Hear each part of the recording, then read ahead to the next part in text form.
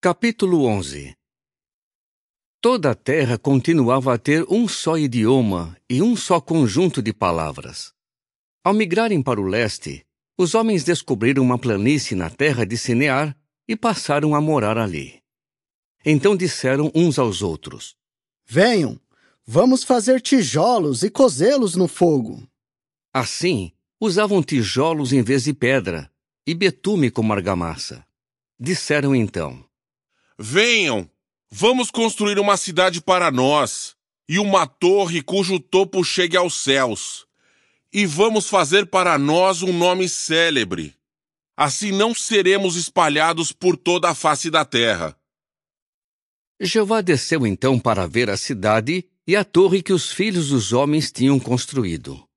E Jeová disse: Eles são um só povo, com um só idioma, e vejam o que estão fazendo.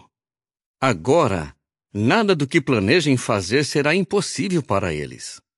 Vamos, desçamos e confundamos o seu idioma, para que não entendam o idioma um do outro. Assim Jeová os espalhou dali por toda a face da terra, e por fim eles deixaram de construir a cidade. É por isso que a cidade recebeu o nome de Babel, porque Jeová confundiu ali o idioma de toda a terra. E Jeová os espalhou dali por toda a face da terra. Esta é a história de Sem. Sem tinha 100 anos de idade quando se tornou pai de Arpaxade, 2 anos após o dilúvio. Depois de se tornar pai de Arpaxade, Sem viveu mais 500 anos, e ele se tornou pai de filhos e de filhas. Arpaxade viveu 35 anos e então se tornou pai de Selá. Depois de se tornar pai de Selá, Arpaxade viveu mais 403 anos. E ele se tornou pai de filhos e de filhas. Selá viveu 30 anos, e então se tornou pai de Éber. Depois de se tornar pai de Éber, Selá viveu mais 403 anos. E ele se tornou pai de filhos e de filhas. Éber viveu 34 anos, e então se tornou pai de Peleg. Depois de se tornar pai de Peleg, Éber viveu mais 430 anos. E ele se tornou pai de filhos e de filhas. Peleg viveu 30 anos, e então se tornou pai de Reu. Depois de se tornar pai de Reu, Peleg viveu mais 209 anos. E ele se tornou pai de filhos e de filhas. Reu viveu 32 anos, e então se tornou pai de Serugue. Depois de se tornar pai de Serugue, Reu viveu mais 207 anos. E ele se tornou pai de filhos e de filhas. Serugue viveu 30 anos, e então se tornou pai de Naor. Depois de se tornar pai de Naor, Serugue viveu mais 200 anos. E ele se tornou pai de filhos e de filhas. Naor viveu 29 anos, e então se tornou pai de Tera. Depois de se tornar pai de Tera, Naor viveu mais 119 anos. E ele se tornou pai de filhos e de filhas. Tera viveu 70 anos, e depois se tornou pai de Abrão, Naor e Harã.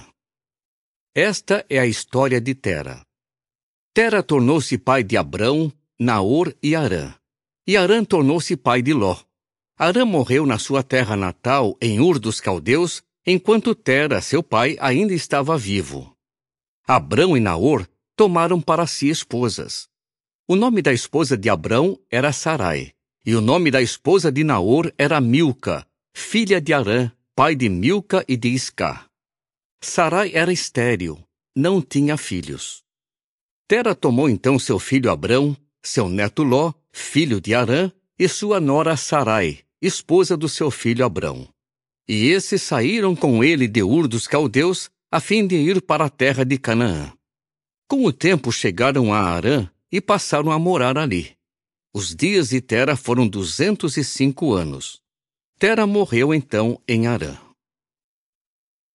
Capítulo 12.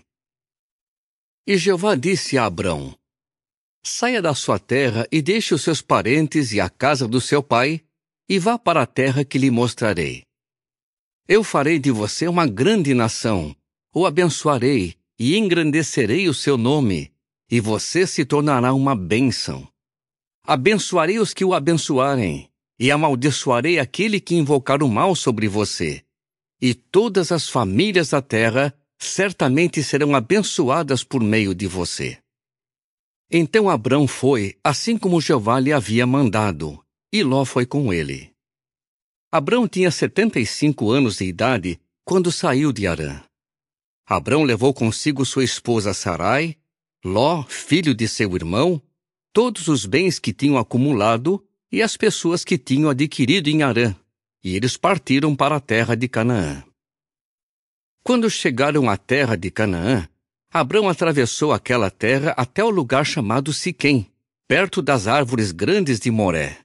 Naquele tempo, os cananeus moravam naquela terra. Jeová apareceu então a Abrão e disse: Vou dar esta terra à sua descendência. E ele construiu ali um altar a Jeová que lhe havia aparecido.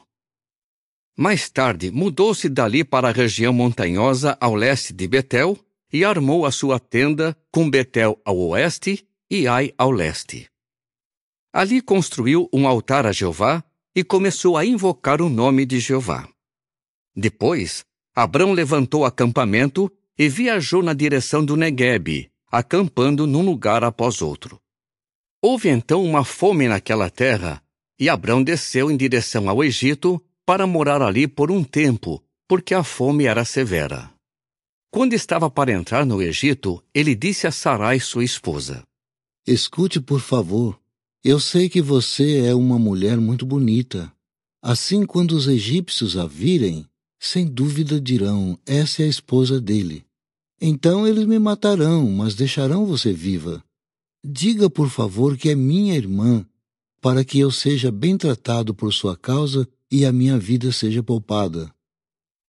Assim que Abrão entrou no Egito, os egípcios viram que a mulher era muito bonita.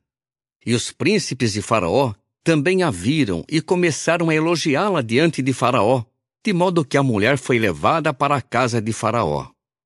Ele tratou bem Abrão por causa dela, e Abrão adquiriu ovelhas, bois, jumentos e jumentas, servos e servas e camelos. Então Jeová infligiu terríveis pragas a Faraó e aos da sua casa, por causa de Sarai, esposa de Abrão. Em vista disso, Faraó chamou Abrão e disse: O que é isso que você me fez? Por que não me disse que ela era sua esposa? Por que você disse, ela é minha irmã? Eu estava para tomá-la como minha esposa. Aqui está sua esposa. Tome-a e vá embora. Então Faraó deu ordens aos homens com respeito a Abrão, e eles o mandaram embora com sua esposa e tudo o que ele tinha.